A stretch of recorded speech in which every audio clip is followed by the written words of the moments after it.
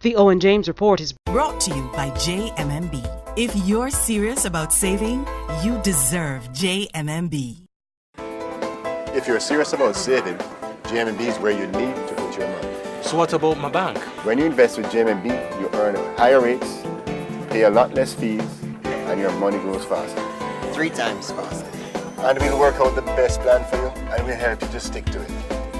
For the last 19 years, we have had many people make good money and achieve their goals by investing their savings with us. It's what we do. If you're serious about saving, you deserve JMMB. Good evening. This is the Owen James Report, and we begin with a quotation from one of the greatest human beings of my generation. It always seems to be impossible until it's done. A quotation from the great Nelson Mandela, and one which resonates with those of us with the entrepreneurial spirit. Rest in peace, Madiba. Former Prime Minister and cricket historian P.J. Patterson is suggesting that ahead of the June 2014 West Indies Cricket Board's seminar on the business of cricket, the Caribbean's regional stock exchanges should prepare a plan for listing West Indies cricket. He was speaking at the Jamaica Stock Exchanges Best Practices Awards on the theme, The Commercial Development of West Indies Cricket. Let us break new ground in the Caribbean that can permit the WICB to raise the equity capital to realize its strategic goals. The regional exchange requirements for listing are all similar in nature. As a result of this and the technology used, ease of raising funds across the region if required, of listing and cross-listing of the securities on all the exchanges in the region would be greatly facilitated. Mr. Patterson noted that West Indies cricket has been identified as a part of the regional creative industries, which had a market value of over $600 million in 2010 and growing at a rate of 14% per annum. This seen at the Jamaica Stock Exchanges Best Practices Awards is worth more than 1,000 words.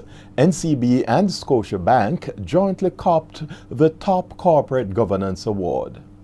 News on the Jamaican stock market now, and losses by Caribbean Cement as well as the big 2 banking groups triggered losses in the indices today. The main JC index fell by 92 points or 1/10%.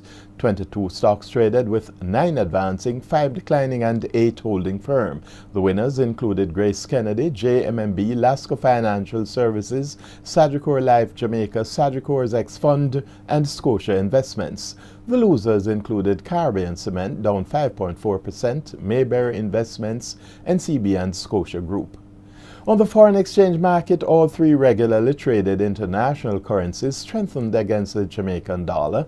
The benchmark American dollar gained 7 Jamaican cents, closing at an average selling rate of $105.96, whilst the Canadian dollar advanced by 20 Jamaican cents to close at $99.74. Sterling jumped by 97 cents Jamaican to close at $174.25. Now finally, in our business intelligence feature, Kaylee's Gare Matalon is cautiously optimistic that efforts to franchise the brand in key overseas markets will bear fruit next year.